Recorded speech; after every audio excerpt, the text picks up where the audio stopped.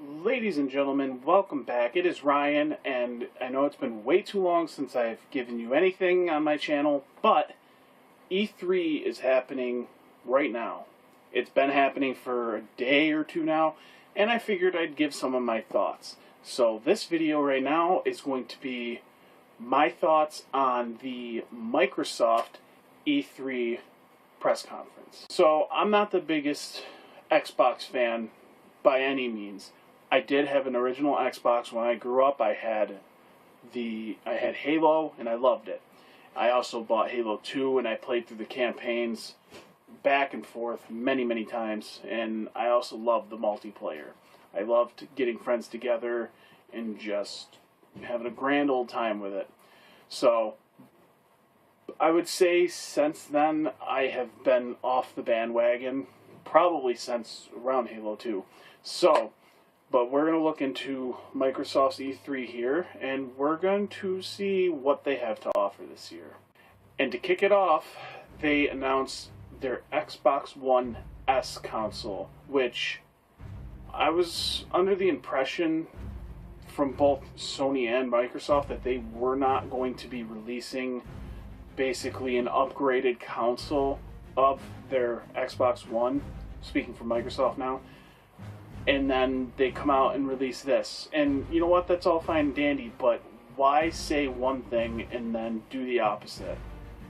That might just be nitpick at this point, but at the same time, it's you gotta kind of have to wonder: is it just when they decided to say no, and then their fans said, "Oh, but you totally should," and then they did it? I don't know, but that's something they also expressed a lot in this, is that they keep listening to the fans and figuring out just what it is that they want, which is not a bad thing by any means, but to literally have to say that after every trailer probably wasn't something that was absolutely necessary. I'm off topic already. The first actual game that they talked about was Gears of War 4. I honestly completely forgot that they had already done 3. I think I even own 2 copies of Gears of War 3, and for some reason I may have thought it was 2.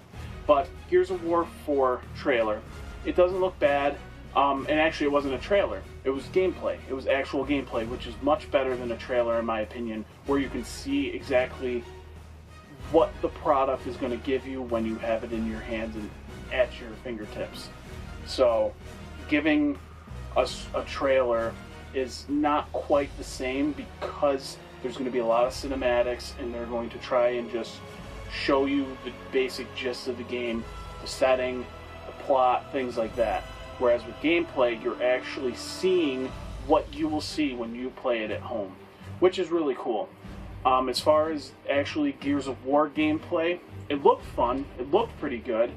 It's something I would seriously try for myself, but with that in mind, it didn't stand out for me. Now, by any means, I am not a huge Gears of War fan or player. Not to say that my opinion doesn't have any weight to it at all, but at the same time, I've seen Gears of War and I've played it a little bit here and there. And it looks like Gears of War.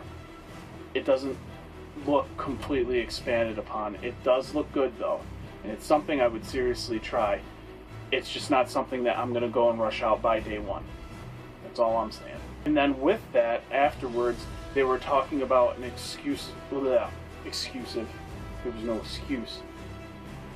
So they were talking about an exclusive Gears of War 4 controller, Elite controller, I believe. And you know what? They didn't even talk about it. They just threw up a video and they showed what the controller was going to look like through cinematics. Cool. Then next, they went on to talk about Killer Instinct, and they didn't really even talk about it, because not only is it already out and a lot of people are playing it, they talked mostly about how well it's doing and how they decided to add General Ram from, I believe it's Ram. They decided to add General Ram from Gears of War into the Killer Instinct universe, and you can play as him now, which is cool, but is that really something that needed to be announced here? Probably not. Then they moved on to a trailer for Forza Horizon 3. It is a racing game. That's about all I got for you. There's a lot of people who like their racing games. It's not like NASCAR racing by any means. This is more like fancy sports car racing, Lamborghinis, BMWs. And then after the little trailer that they showed, they talked about it a little, and then they had 4 different people on 4 different consoles and computers who were playing it. One was playing it through, actually I believe 2 were playing through the Xbox One. Then there was one who was sitting down at a computer with a steering wheel playing it. Then there was another who was legitimately just sitting there with a mouse and keyboard and playing it too. So there were 4 people playing it, and they were showing off all the different stuff. In all honesty, I kind of stopped watching after like 5 minutes. No offense. None at all. After that, they showed a trailer for ReCore, and ReCore looks like an adventure shooter of sorts. It didn't grip me too much, but I believe it was that game that they're using. There's like a lot of robots and robotics in with it. Like I said, this is another thing that just didn't grab my attention. So far, Microsoft hasn't done a lot to keep me interested in this, but let's keep trekking on, because why not watch the whole thing? And it could just be my love for Final Fantasy talking, but they showed gameplay of Final Fantasy 15, and specifically the gameplay that they showed, I felt it could have been a little longer, but it was still pretty cool. They showed a nice, huge boss battle from somewhere in the middle of the game, I believe. So you're fighting this massive monster, and it's showing off your core mechanics and the graphics of it. In all honesty, when I was looking at this game, while it's still visually beautiful, I feel like the graphics for the Xbox One were lacking in a way. It was missing some sort of glimmer of this astonishing look that I'm seeing in all these brand new modern video games now. I feel like Xbox is missing the mark with graphics, and I am not a stickler for graphics. This was just something that I noticed while I was watching the gameplay, and I feel like something was missed here. Then they went on and talked about Tom Clancy's The Division Underground, and they showed a trailer for it. Last time I remember, Tom Clancy's The Division was already out. Now it's Tom Clancy's The Division Underground, and there's a trailer for it. This doesn't sound like a brand new game at all. It sounds like a patch or an update. And honestly, that's about all I got from it. Feel free to correct me if I'm wrong down in the comments below. There's probably going to be things from everything that I cover from E3. I probably won't be able to cover all of it. So just feel free to leave comments down below and just tell me what I missed. Now, this was something I knew they would cover, and I was interested in seeing Battlefield 1. However, they did just show a trailer, which is still fine. It looks really, really good. I love that they're going back to the World War I aspect, bringing it back to the old days when we were at war, and just the graphics look great. Unfortunately, it was a trailer, so there were a lot of cinematics in it. I mean, it wasn't anything that we didn't already know. I mean, that's the only flaw I have with this announcement that they made for Battlefield 1, because it wasn't really an announcement of like a release date or anything like that. It was just a trailer. But it looks beautiful. I can't wait to give this game a try. Then they went on and they talked about Minecraft Realms. They did some gameplay, and they showed off a little bit of gameplay with VR. Most of these games that we're talking about will eventually be on VR, from my understanding. And all of these, with the exceptions of a few that aren't exclusive to Xbox, but they will also be able to be used on a Windows PC. So we're connecting the links. I mean, Xbox is already basically a PC, but now if you have someone who only has a computer but doesn't have an Xbox One, could access this game, and they can play it, and you can play it with your friends who have Xbox Ones, which is cool. But getting back to the main point of this part, Minecraft Realms. Not a big Minecraft fan, but it looked kind of cool. They were talking about how they're doing all sorts of different things with Minecraft. There's going to be new palettes that they'll have, and all that fun stuff that comes with building worlds and destroying them as you please. That's basically Minecraft for you. But this Minecraft Realms seems like a big expansion on the franchise, and I wish it all the best. Now, this was something brand new that actually interested me. As I was watching it, I was intrigued the entire time. It is a game coming out called We Happy Few, and they showed what seemed like it was gameplay, but could have also been a trailer too. So, I mean, it wasn't cut like a trailer. That's the reason I'm trying to remember if this was actually gameplay or not. I'm pretty sure it is. But this game, it started out, you're at a desk, and you're scrolling through some newspaper clippings, but this is more of like a futuristic world. Because like these newspaper clippings were in canisters that came out of a tube, and he inserted it into like this box, this prompt box or whatever, and a newspaper clipping came up. He was reading through it and all this stuff, and the main focal point of this was that your character that you were in first person view of, he had these pills next to him, and I guess he was late to take his pills, and he needed to take his pills, but something was wrong with him, and he didn't want to do it to the point where he just shoved them to the side. To make a long story short, we're going to cut right to the part where the action really picks up, and that's when he gets to that room. He sees his wife, I'm pretty sure his wife and two kids, and they were smacking, it was a piñata that was on a table. It wasn't even up in the air, which confused me, but it was on the table. So they had sticks and whatnot, and they were smacking it, but as you could tell, as your character was walking down the hall, he wasn't doing too good. He was bobbing back and forth, he was making noises like he was in discomfort.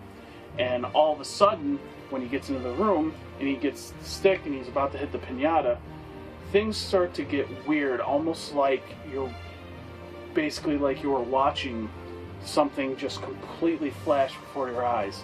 And before you know it, his vision completely changed, and the piñata actually turned into what looked like a dead rat, looked like a dead animal, or something of that sort. And everything was just turned upside down, and I was gripped the entire time. I was like, what the hell is this? I was completely astonished by this.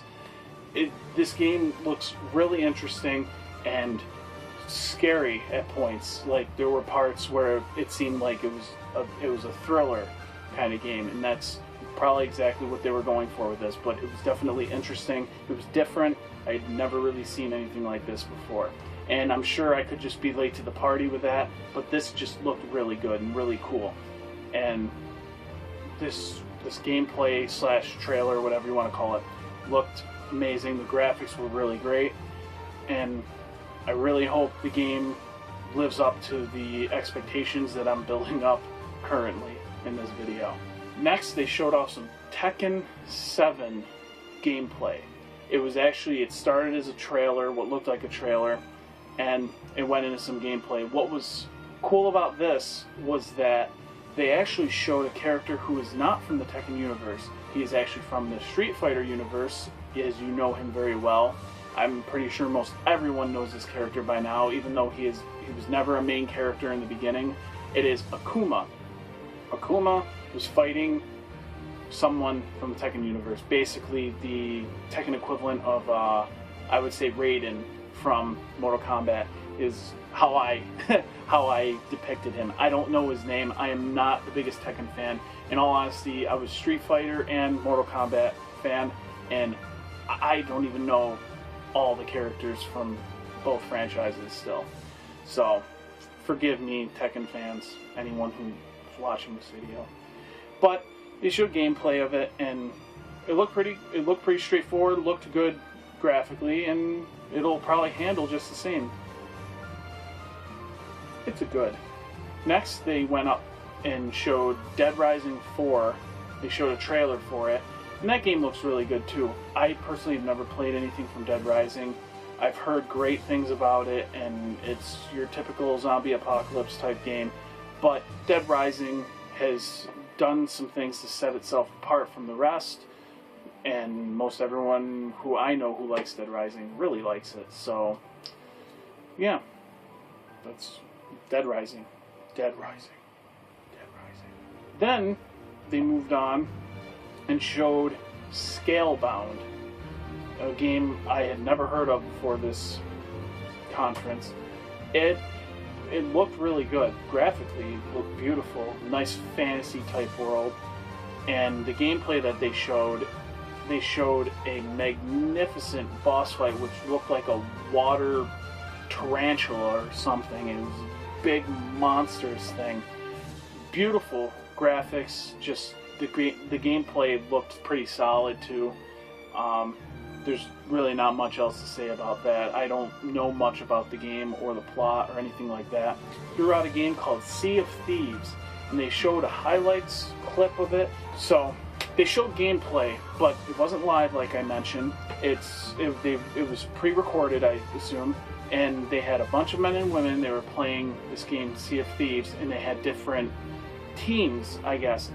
It seemed like it was all like different campaigns, but it also kind of looked like it was a multiplayer thing where they were fighting each other.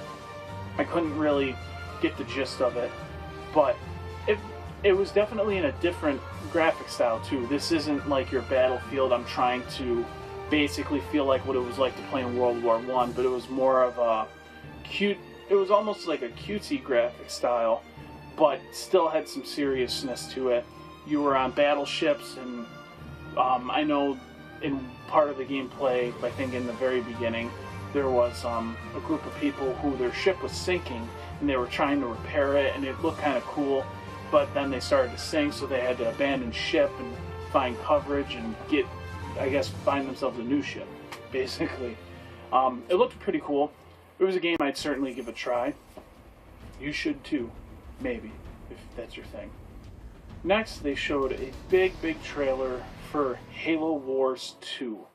I did hear that a lot of people were asking for a second one, and apparently, according to the people over there, they had not released a new Halo Wars in 7 years. Where has the time gone?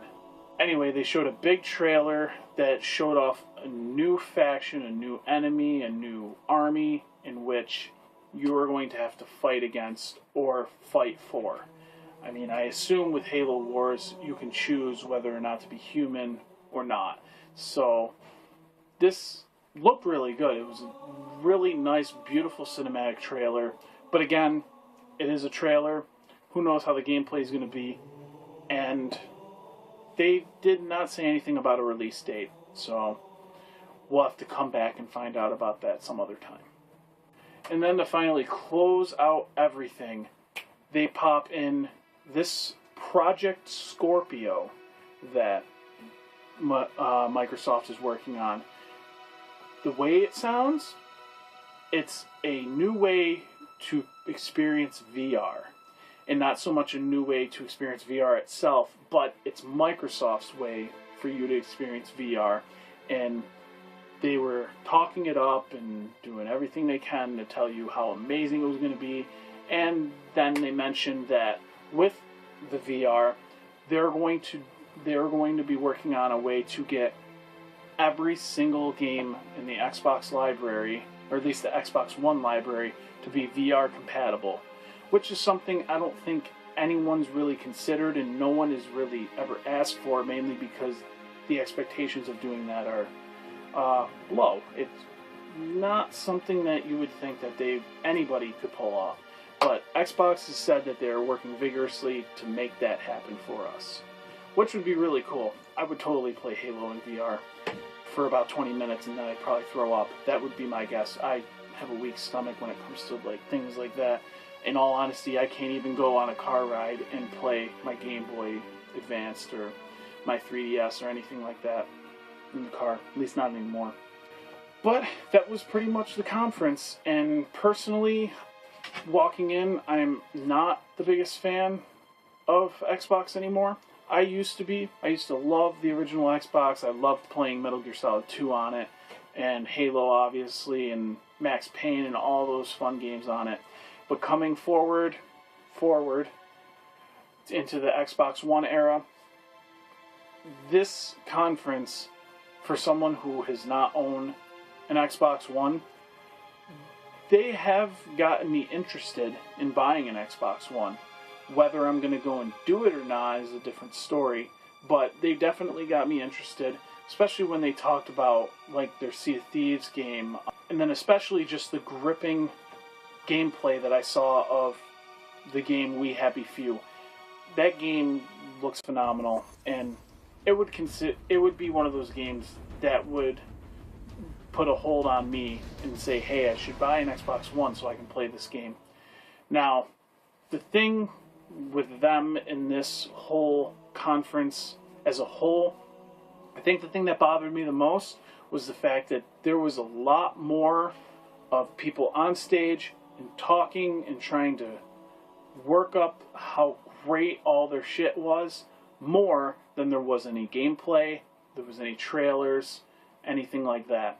I mean, on the grand scheme of things, I would say the amount of actual gameplay and new news, like the newest stuff, things that nobody's ever heard of, and on the other side you have the people talking and they keep saying the same things that we already know.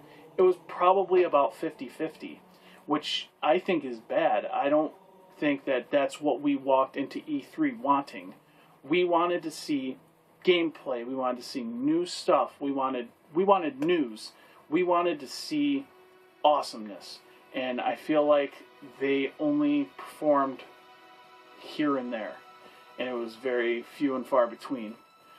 If, in all honesty, if I had to give their E3 conference any rating, I would probably give it a C-. And I'm being generous because I don't really like giving grades, period.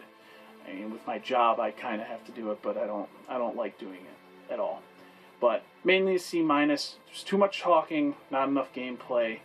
I mean, but we'll learn from our mistakes, right? And that was E3's Microsoft. Be sure to stick around. Eventually, you will see a video up for Sony's E3, and then I know Nintendo's doing at least their live Treehouse, which I might review that as well. I don't think they're doing an actual conference, and if they do, it's probably a digital one, in which you'll see a video on that as well. So, just be sure to stick around. If you like this video, you can check out all my other ones, or you can just wait for all the E3 videos that are coming out. Until next time, guys, take care.